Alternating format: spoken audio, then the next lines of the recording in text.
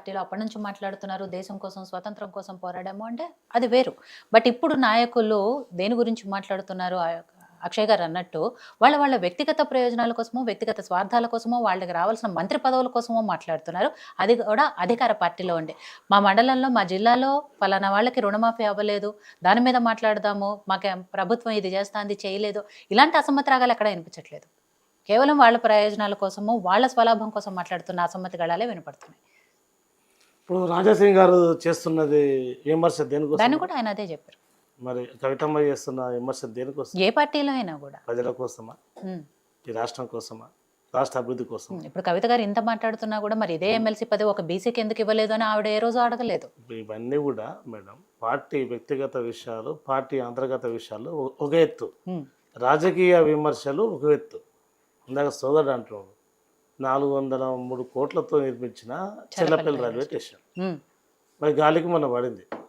దానికి సంబంధించి కూడా కాంగ్రెస్ పార్టీ నుంచి ఎంపీ చామాల కిరణ్ కుమార్ రెడ్డి గారు మాట్లాడారు, అద్దంకి దయాకర్ గారు మాట్లాడారు. దీని మీద సుదీర్ఘంగా చర్చ జరిగింది, మాట్లాడారు. తరతరాలుగా అంటే బీజేపీ పార్టీ పుట్టి 40 ఏళ్ళు అయింది. అప్పటి నుంచి కూడా కాంగ్రెస్ పార్టీకి బీజేపీ పార్టీకి కేంద్రంలో భీకరమైన యుద్ధం జరుగుతూనే ఉన్నది. అవి ఉత్తర దక్షిణ ధృవాలు, కలిసే అంశాలు లేవు. గతంలో మాతో పాటు 2004 మరి అప్పుడు యూపీఏ గవర్నమెంట్లో టీఆర్ఎస్ పార్టీ కలిసి వచ్చి పోటీ చేసి ఆనాడు కేంద్ర మంత్రిగా కేసీఆర్ గారు, ఒక 5 మంది మంత్రులు టీఆర్ఎస్ నుంచి పనిచేసినటువంటి అంశాలు మనం చూసినాం. అంటే లౌకికవాదం ఒక భావజాలంతో ఉంది కాబట్టి కలుపుకుపోవడం జరిగినటువంటి అంశం, అది జరిగినటువంటి విషయం. కానీ బీజేపీకి కాంగ్రెస్కు ఏమంటలేరు అంటే సుదీర్ఘంగా రాజకీయ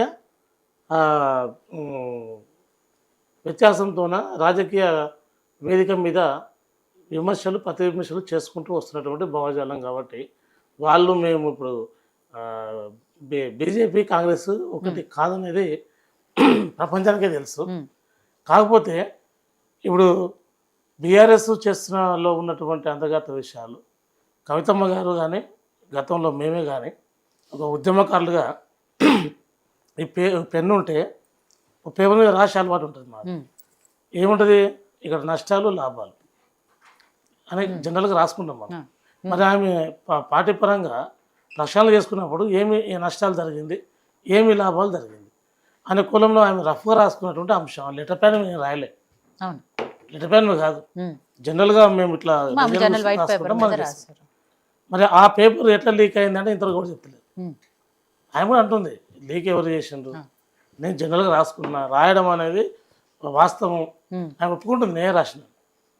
మన బీఆర్ఎస్ సోషల్ మీడియా మిత్రులు పాపం తెలియక మేము ఎట్లయితే 23 ఏళ్ళు చించుకొని అలసిపోయినాము, ఇప్పుడున్న సోషల్ మీడియా మిత్రులు కూడా పాపం అమాయకులు మా వాళ్ళు. ఇప్పుడు కూడా రాజకీయం తెలియదు, ఏం జరుగుతుందో తెలియదు. ఆ కోణంలో పాపం మామూలు సోషల్ మీడియా కాదు, నువ్వు కేటీఆర్ని విమర్శిస్తావా, నీవెంత, నీ బతికెంత, రకరకాలుగా ఉన్నాయి. కానీ ఒకటే మాట చెప్పింది, ఎవరిని విమర్శించకండి అనే మాట మాత్రం చెప్పింది ఆయన. అది కూడా ఒక గమనించాలి, ఎందుకంటే ఆమె ఒక అధికార స్వరం కాదు, అది ధిక్కార స్వరం కాదు, ఒక ఆవేదన చెప్పింది ఆయన.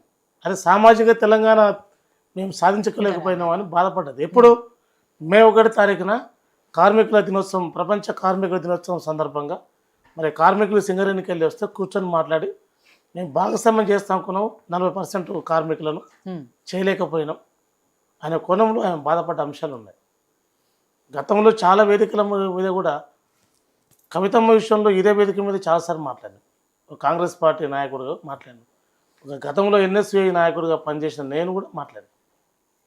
కాబట్టి ఆమె లేవదీసిన అంశాలు ప్రజాస్వామ్యక అంశాలు, ఆమె లేవదీసిన అంశాలు కార్యకర్తలను కాపాడుకోలేకపోయినాం, ఉద్యమకారులను కాపాడుకోలేకపోయినాం అనే అంశాలు. ఇప్పుడు నేను ఎందుకు గుర్తు చేస్తున్నట్టు మాట్లాడుతున్నా అంటే, నేను మాట్లాడేది కాంగ్రెస్ పార్టీ పక్షాన మాట్లాడలేదు, ఒక ఉద్యమకారుడిగా సుదీర్ఘంగా టీఆర్ఎస్ విద్యార్థి విభాగం నుంచి ఎస్సీసీఎల్ వరకు నేను పనిచేసినటువంటి భావజాలంతో మాట్లాడుతున్నాను. ఇప్పటికి కూడా కార్యకర్తలు అయోమయం ఉన్నారు, ఇప్పటికి ఇబ్బందులు పడుతున్నారు, మాట్లాడిన పరిస్థితిలో ఉన్నారు, అయోమయం గురవుతున్న పరిస్థితి. మరి ఆమె చెప్పిన అంశాలు ఉన్నది పిలుచుకొని మాట్లాడి ఇప్పటికైనా పర్లేదు, ఏ ఏ ఏ పదవులు అట్లనే ఉండిపోయినాయి. ఇప్పుడు మహిళా విభాగం లేదు, అధ్యక్షురాలు లేరు, ఎస్సీసీఎల్ లేదు, పీసీసీఎల్ లేదు, విద్యార్థి లేదు, యువజన విభాగం అసలే లేదు. ఉమ్, మళ్ళీ నింపుకుంటూ పోతే మాట్లాడుకుంటూ పోతే ఎవరికి అవకాశం ఇస్తే వెళ్ళిపోయే అంశాలు ఉన్నాయి. ఉమ్, ఆమె ఆ మాట్లాడిన అంశాలు చాలా పార్టీలుగా అంటే మేము ఆ పార్టీలో బీఆర్ఎస్లో కలకాలు రావాలి, లేకపోతే వైస్రాయ్ హోటల్లాగా ఎత్తుకుపోయి ఆడ దాచిపెట్టాలి ఎమ్మెల్యేలు అని మేము కోరుకుంటలేము. ఉమ్, ఇప్పుడు బీజేపీ పార్టీ కూడా మాట్లాడుతుంది, పార్టీలకు అతీతంగా మాట్లాడుతుంది. మరి కవితమ్మ ఈ విషయం మీద మరి మాట్లాడుతుంది కదా, మీరు ఏం చెప్తారంటే ఎవరు కూడా చెప్పలేని పరిస్థితి. కేటీఆర్ గారిని అడిగితే కూడా కేటీఆర్ గారు మొన్న పోయిండు అమెరికాకు, మొన్న 31st పోయింది, కానీ మొదదాకా ఉన్నాడు కదా. మళ్ళీ హరీష్ గారు ఆయన కూడా మాట్లాడలేకపోతున్నారు. మరి కవిత గారు కూడా ఇదే విషయాలను అంతకుముందు ఎందుకు మాట్లాడలేదు, ఎన్ని సంవత్సరాలు ఎందుకు మాట్లాడలేదు, ఇప్పుడు ఎందుకు మాట్లాడుతున్నారు? ప్రతి ఒక్కరికి ఒక టైం వస్తుంది మేడం, ఉమ్, ప్రతి ఒక్కరు మీకు కానీ నాకు ఎవరికైనా ఒక టైం వస్తుంది. మరి 20 సంవత్సరాల రథోత్సవం జరిగిన సందర్భంలో మరి ఇప్పుడు కవితమ్మ తప్ప ఎవరికి దాంట్లో విమర్శించే ధైర్యం ఉంది?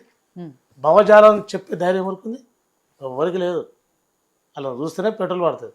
ఉమ్, నేను గతంలో 2006 సంవత్సరంలో సార్ సెప్టెంబర్ 17న మనం జెండా ఎగరాలి, మనం కూడా ఖచ్చితంగా వెళ్తే టీఆర్ఎస్పీ రాష్ట్ర ఉపాధ్యక్షుడు, నాకున్న ముందున్న అధ్యక్షుడు గదగద ఉరుకుతున్నాడు, వద్దు అంటే నీకు నాకు సంబంధం లేని చెప్పు, నీ పదవికి పోదు, నా పదవి పోయిన పల్లె అని పోయి డైరెక్ట్ పోయి సార్ అయినా సెప్టెంబర్ 17th రోజున 2006 సార్ మనం తెలంగాణ కోసం పుట్టింది పార్టీ, తెలంగాణ విమోచన దినాన్ని మనం చేద్దాం, జెండా ఎగరేయాలి సార్ అంటే ఒకసారి కొద్దిసేపు ఆలోచించి నువ్వు బయట ఉండి మళ్ళీ చెప్తాను. తర్వాత కొద్దిసేపు ఎమ్మడే ఏం చేసిండు నాకేం చెప్పలే, ప్రెస్లో మొత్తం పిలిపించి ప్రెస్ మీట్ పెట్టి రాష్ట్ర వ్యాప్తంగా జిల్లాల వారీగా నియోజకవర్గాల వారీగా ఖచ్చితంగా జెండా ఎగిరే అని చెప్పి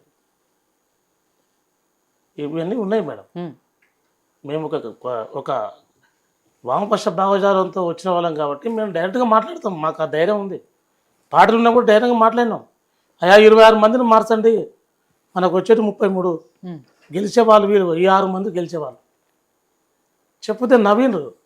ఇదే హరీష్ రావు గారికి మెసేజ్ పెట్టిన, మాట్లాడినా కానీ వినిపించుకునే పరిస్థితి ఉండదు. ఎందుకంటే 7th క్లాస్ 10th క్లాస్ ఉంటాడు కదా, వాళ్ళు మాట ఉంటారు, మేము ఎమ్మెల్యేలు కదా, వినే పరిస్థితి ఉండదు. కానీ కవితమ్మ చెప్పినటువంటి అంశాలు అవన్నీ కూడా కార్యకర్తను బతికించేటువంటి అంశాలు. కవితమ్మ చెప్పినటువంటి అంశాలు గతంలో మేము కూడా చెప్పినాం, కానీ అది వినసొంపుగా లేదు. కాబట్టి ఈరోజు ఉన్న ఈ పరిస్థితి ఇప్పటికైనా పక్షాలు చేసుకోవాలి. మరి ఆమె పార్టీ పెడతానని అంటుండ్రు, నిన్న పార్టీ పెడతానే మీరు అనుకుంటున్నా, ఆమె పార్టీ పెడతా అంటుండ్రు, ఆమె అనలే. మేము కూడా అదే చెప్తాం. నిన్న జాగృతి ఆఫీసు పక్కనే ఓపెన్ చేసింది, ఆల్రెడీ ఇందిరా పార్క్ దగ్గర ఉంది, అది క్లోజ్ చేసి పెట్టింది. అంశాలు ఉన్నాయి, ఏవేవో అంశాలు అంశాలు ఉన్నాయి. కొత్త ఆఫీస్ పాత ఆఫీస్ లేకపోతే ఇప్పుడే కొత్తగా ఓపెన్ చేస్తే దాని గురించి పాత ఆఫీస్ ను క్లోజ్ తెలియని అంశాలు, తెలియని అంశాలు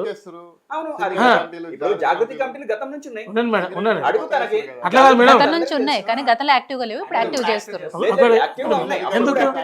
ఎందుకు యాక్టివ్ చేస్తుంది చెప్పండి? అదే అవన్నీ ఎందుకు యాక్టివ్ చేస్తుంది అంటే అక్కడ రక్షణ లేదు. ఎప్పుడైనా అక్కడ నుంచి బయటకు వచ్చే అంశాలు ఉన్నాయి. కాబట్టి తన వర్గాలను తన సంఘాన్ని రెడీ చేసుకోవాలి. నాకు కూడా ఒక సంఘం ఉంది, ప్రైవేట్ ఉద్యోగ సంఘం ఉంది, నేను కూడా 33 జిల్లాల కమిటీ ఉంది, 12 రాష్ట్రాలు వేసిన, నేను నా ఉనికి సాడుకుంటున్నా, తప్పదు. ఈరోజు కొత్త కాదు, తెలంగాణ జాగృతి ఆమె 2006 సంవత్సరంలో పెట్టినప్పుడు మేమే కదా. జాగృతి టీఆర్ఎస్ పార్టీ వేరు కాదు మేడం, జాగృతి టీఆర్ఎస్ పార్టీ ఒక్కటే. జాగృతిలో ఉన్నారు టీఆర్ఎస్ పార్టీ నాయకులే, టీఆర్ఎస్ పార్టీ ఉన్న నాయకులే జాగృతిలో ఉన్నారు. కాబట్టి వెలుగుతుంది. ఒకప్పుడు రాములు గారు, ఇప్పుడు బీఆర్ఎస్ నాయకులు ఎవరు జాగృతిలో లేరు, జాగృతి నాయకులు ఎవరు బీఆర్ఎస్ లో లేరు. ఆ కండువాలు కానీ, ఆ ఫ్లెక్సీలు కానీ, ఆ ఫోటోలు కానీ ఏవి కనిపించట్లేదు మేడం. పెళ్లికి పోయినప్పుడు ఓ కండు వేసుకుంటాం, దినాలకు సాగు పోయినప్పుడు ఓ కండు వేసుకుంటాం, అది అక్కడ నడుస్తుంది. కవిత గారు ఎక్కడి నుంచి ఆయన వచ్చేటప్పుడు ఎయిర్పోర్ట్ కి వస్తే బీఆర్ఎస్ నాయకులు ఉండేవాళ్ళు, వాళ్ళ పింక్ జెండాలు ఉండేవి, జాగృతి జెండాలు ఉండేవి. కానీ మొన్న వచ్చినప్పుడు మాత్రం ఓన్లీ జాగృతి జెండాలే ఉన్నాయి. ఇప్పుడు దళిత విభాగం నడుస్తుంది పార్టీలో, ఎస్సీ విభాగం బ్లూ వేసుకుంటారు, రైతు విభాగం గ్రీన్ వేసుకుంటారు. అంత మాట పార్టీ కాదు, పార్టీ నుంచి కాదు కదా, విభాగాలు ఇవన్నీ విభాగాలు. ఇప్పుడు నేను ఎందుకంటే కవితమ్మ లేవదీసిన అంశం మేము 3 ఎన్నికల్లో లేవదీసినాం. మేము వాళ్ళ పార్టీ శత్రువు అయిన దుర్మార్గులను, ఓకే. కానీ ఆమె లేవదీసిన అంశాల మీద ఓ ఉద్యమకాడుగా సంతోషపడుతుంది. గతంలో కూడా నేను చెప్పిన, ఇదే కాన్వర్సేషన్ చెప్పిన, ఆమె ఒక్కటి తప్ప మిగతా అంతా దొంగలే అన్న ఇదే వ్యక్తి మీద అన్న. ఆమె ఒక్కటే కార్యకర్తలను కాపాడేది. ఆమె ఒక్కతే ఒక తల్లిగా, ఒక అమ్మగా, ఒక చెల్లెగా ఆమెను ఎప్పుడు కూడా ఏ పాట అయినా కూడా ఆమె విమర్శించదు. ఆమె తీసుకున్న స్టాండ్ కరెక్టే. మరి ఆ పార్టీ పెడుతుంది అనేది తర్వాత విషయం.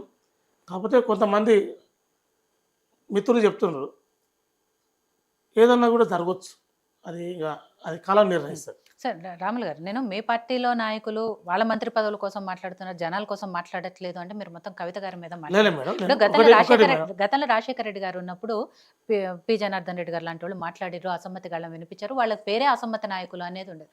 వాళ్ళు మాట్లాడారు అంటే తెలంగాణ రాష్ట్రం గురించి మాట్లాడేవాళ్ళు, తెలంగాణకు రావాల్సిన ప్రయోజనాల గురించి మాట్లాడేవాళ్ళు. అది ఓకే, ప్రజలకు ఉపయోగపడే అంశం. బట్ ఇప్పుడు అలా లేదు కదా. మీరు ఒక అంశం మేడం, మీరు పాత గుర్తు సిఎల్పి నాయకుడు పిజిఆర్ గారు, అవును, మరి వారు పోతేటి పాడడం మీద చాలా మాట్లాడారు. ఆయన కూడా ఆయన సస్పెండ్ చేయలేదే.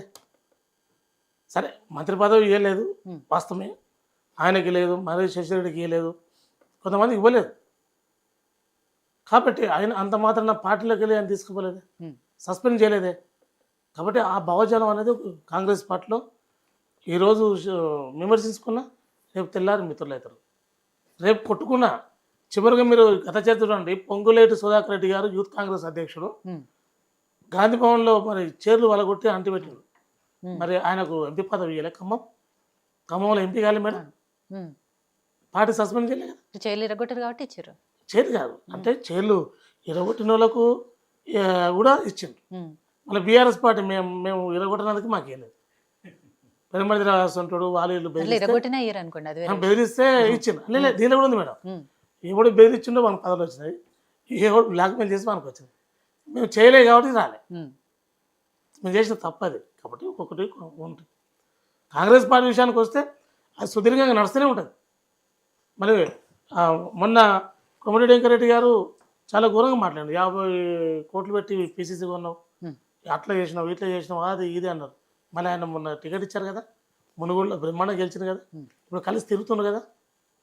మరి ఆయన చెప్పిన వ్యక్తికే ఎంపీ టికెట్ ఇచ్చారు కదా, చామల కిరణ్ కుమార్ రెడ్డి, ఆయన గెలిపించారు కదా. ఇవన్నీ మేడం ఈరోజు మిత్రులు, రేపు శత్రువులైనా మళ్ళీ మిత్రులే. ఈ భావజాలము కాంగ్రెస్ పార్టీలో స్వేచ్ఛాయుతం ఉంటుంది. మరి బీజేపీ పార్టీలో చూడాలి. బీజేపీ కొత్తగా రాము గారు, నేను అదే చెప్తున్నా అక్కడ నుంచి, మీరు మిత్రులు శత్రువులు అన్నీ అవుతారు, కానీ జనాలు మాత్రం జనాలకు కావాల్సినవి మాత్రం చేయరు. ఆ విషయంలో మాత్రం కొట్లాడరు. అదే నేను అడుగుతున్నా. జనం కోసం కదా మేడం చేస్తున్నది. దేనికోసం? రాజగోపాల్ రెడ్డి మంత్రి పదవి జనం కోసం అడుగుతున్నారా మేడం? కోమటిరెడ్డి వెంకటరెడ్డి గారు పిసిసి పదవి కొనుక్కున్నాడని జనాలు ఆయన సేవ చేస్తూనే, ఆయన ప్రజలకు సేవ చేస్తూనే, అతని నియోజకవర్గాన్ని అభివృద్ధి చేసుకుంటూనే పార్టీ పరంగా ఉన్నట్టు అడుగుతున్నారు. తప్పేంది మేడం? ఎమ్మెల్యేగా చేయకూడదా? ఇప్పుడు మేడం ఆయన చేసే పనులు ఆయన చేస్తున్నాడు, ఆయన అభివృద్ధి ఫలాలు ఆయన చేస్తూనే ఉన్నాడు. అదొక కోణం, ఇది ఒక కోణం. జానారెడ్డి గారు ఎందుకు అడ్డుకుంటారు? జానారెడ్డికి ఏమని, జానారెడ్డి గారి కొడుకు ఎంపీ ఇచ్చారు, రాజగోపాల్ రెడ్డి గారికి ఇవ్వటాన్ని అడ్డుకుంటున్నారు జానారెడ్డి గారు అని రాజగోపాల్ రెడ్డి గారే మాట్లాడారు కదా. మాట్లాడతారు మేడం, ఆయనకు ఆ స్వేచ్ఛ ఉంది, మాట్లాడతారు. ఆయన కూడా మాట్లాడాడు. మీదైతేనేమో స్వేచ్ఛ, కవిత గారు రాస్తే మాత్రం. ఇక్కడ ఒకటి ముందే మనం అనుకున్నాం, కాంగ్రెస్ పార్టీ ఒక అతిపెద్ద సముద్ర పార్టీ, దానిలో అన్ని రకాల జీవులు బతుకుతాయి. కానీ ప్రాంతీయ పార్టీలో ఎవరు బతకాలన్నా అది ఎవరైతే అనిమల్ ఉంటే ఇదే కవితమ్మ ప్లేస్లో వీళ్ళు ఉంటే సస్పెండ్ చేయకపోవడం ఎంత అనుకూలం అయ్యేది. వాళ్ళ ఇంటి మీద దాడి జరగపో, ఇదే మా బాలక సుమను, ఇదే మిగతా మిత్రులు పోయి కొట్టపోదురా, ఇవన్నీ జరగపోనా? కాంగ్రెస్ పార్టీలో కూడా అదే జరుగుతుంది. రాజగోపాల్ రెడ్డి గారు మాట్లాడినా షోకాజ్ నోట్ ఇవ్వరు, కానీ బక్కా జడ్సన్ మాట్లాడితే సస్పెండ్ చేస్తారు. బక్కా జడ్సన్ వేరే మేడం, నేను చెప్పేది కూడా అదే వేరే కాబట్టి సస్పెండ్ చేస్తారు. అట్లాంటి మేడం చెప్పండి. ఇన్ఛార్జ్ పైన పొన్న ప్రభాకర్ మీద ఆరోపణలు చేసిండు, విమర్శలు చేసిండు. కరీంనగర్ నియోజకవర్గ ఇన్ఛార్జ్ పైన పురుమల శ్రీనివాస్ పైన పార్టీ సస్పెండ్ చేసింది. మరి దీన్ని ఏమంటారు? అదే అంటున్నాను, ఒక స్థాయి లీడర్లకు అయితే ఒక రకమైన ఉన్నాయి, కమిట్మెంట్ ఉన్నాయి, ప్రమోషన్లు ఉన్నాయి. ప్రమోషన్లన్నీ మంత్రి పదవులన్నీ కింద స్థాయి కార్యకర్తలకు, ప్రమోషన్ అన్ని కూడా అవన్నీ కూడా కాంగ్రెస్ పార్టీకే సాధ్యం మేడం. మీరు సస్పెండ్ చరిత్ర చూడండి. సరే, మీకు కావాల్సిన వాళ్ళు డిమోషన్ చేస్తారు, మీకు కావాల్సిన అంటే వాళ్ళు అంటే ప్రమోషన్ చేస్తారు. గుడ్డిగా ఉండదు Right, ప్రేమ్ గారు ఇప్పుడు గుడ్డిగా ఉండదు. మొత్తం ఒక కన్వర్సేషన్ కమిటీ ఉంటుంది, దానికి చిన్నారెడ్డి గారు చైర్మన్. ఆ క్రమశిక్షణ కమిటీకే క్రమశిక్షణ లేదు. లేదు ఎందుకు లేదు మేడం, చిన్నారెడ్డి గారు కన్వర్సేషన్ లేదు. చిన్నారెడ్డి గారు ఎవరి మీద యాక్షన్ తీసుకున్నారు? ఆయన క్రమశిక్షణ ఉంటే ఎవరి మీద యాక్షన్ తీసుకున్నారు? ఇప్పుడు దాకా చెప్పింది ఏంది? రాజగోపాల్ రెడ్డి గారి మీద ఏం యాక్షన్ తీసుకురు, వెంకటరెడ్డి గారి మీద ఏం యాక్షన్ తీసుకురు? తీర్మానం మనల్ని సస్పెండ్ చేయలే, మీకు ఆ పేపర్ రాలేదు. అదే మీరన్న ఆ లెవెల్స్ ఉన్నాయి చూసారా, బక్క అవును జడ్సన్ మేడం. చేస్తారు, తిన్మార్ వాళ్ళని పక్క చేస్తారు. జడ్సన్ అనేది ఆయన పోనీ రాజగోపాల్ రెడ్డి గారికి ఎందుకు చిన్న నోటీస్ కూడా ఇవ్వలేదు చెప్పండి. అద్దంకి దయాకర్ గారికి ఇచ్చారు కదా, గతంలో ఒక సభలో అద్దంకి దయాకర్ గారు కోమటిరెడ్డి వెంకటరెడ్డి గారిని ఉద్దేశించి మాట్లాడడానికి ఆయనకి ఇచ్చారు. ఈయన ఏం మాట్లాడాడు? ఎవరు? వెంకటరెడ్డి గారు. రాజగోపాల్ ఏం రెడ్డి. మాట్లాడాడు? వెంకటరెడ్డి గారు పీసీసీ కొనుక్కున్నాడు 50 కోట్లు ఇచ్చాను మీరే చెప్పారు. విన్నాడు అది అప్పుడు. మరి అప్పటికి కూడా ఇయ్యలేదు కదా. బీజేపీ పోయింది అప్పుడు కదా, కూడా ఇదే క్రమశిక్షణ కమిటీ ఉంది కదా. బీజేపీ పోయింది కదా, ఉమ్. బీజేపీ గారు మాట్లాడాడు, కాంగ్రెస్ వచ్చింది కాబట్టి మాట్లాడలేదు. మరి కాంగ్రెస్కి వచ్చింది. వెంకటరెడ్డి గారు మాట్లాడింది. రాజగోపాల్ రెడ్డి గురించి ఆయన మీరు చెప్తున్నారు. చెప్తుంది రాజగోపాల్ రెడ్డి గారి రాజగోపాల్ గురించి. రెడ్డి గారు. రాజగోపాల్ రెడ్డి గారికి బీజేపీకి మరి వెళ్ళిన తర్వాత రాజగోపాల్ మాట్లాడారు. రెడ్డి గారు బీజేపీ పోయిండు, మళ్ళీ వచ్చిండు, మళ్ళీ వచ్చి మా వెంకటరెడ్డి గారు ఈ మళ్ళీ పార్టీలో వచ్చి కూడా మా మాట్లాడారు. నాయకుడు రేవంత్ రెడ్డి గారు అని మాట్లాడారు. ఉమ్. ఏ కావ్యంతో ఆయన ముఖ్యమంత్రి చేసింది కదా, మాట్లాడాల్సి వచ్చింది కదా. అది తప్పదు మేడం. అందుకోసమని ఈ ఒడిదుడుకులు అనేది కామన్ దీంట్లో ఉమ్. దీని నడుస్తుంటాయి. మిగిలిన పార్టీల వాళ్ళు కూడా అట్లే చూడండి అంటున్నాను నేను. రైట్ చూడండి మరి వాళ్ళది ఆ భావజాలం లేదు, వాళ్ళు ఒప్పుకోరు.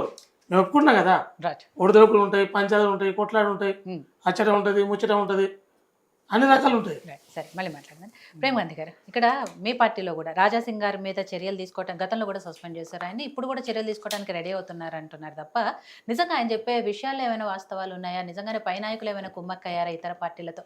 ఇవన్నీ కూడా ఎందుకు పార్టీ ఆలోచించట్లేదు? అట్లేం లేదు, ఆలోచిస్తుంది పార్టీ పూర్తి స్థాయిలో, అదేం లేదు. ఎందుకంటే మా పార్టీకి సంబంధించినటువంటి విషయాల్లో ప్రతి 3 నెలలకు 6 నెలలకు ఒకసారి వివిధ ప్రాంతాలకు సంబంధించినటువంటి అందరు ఇన్ఛార్జీలు ప్రముఖులు పార్టీ అంతర్గతంగా విషయాల మీద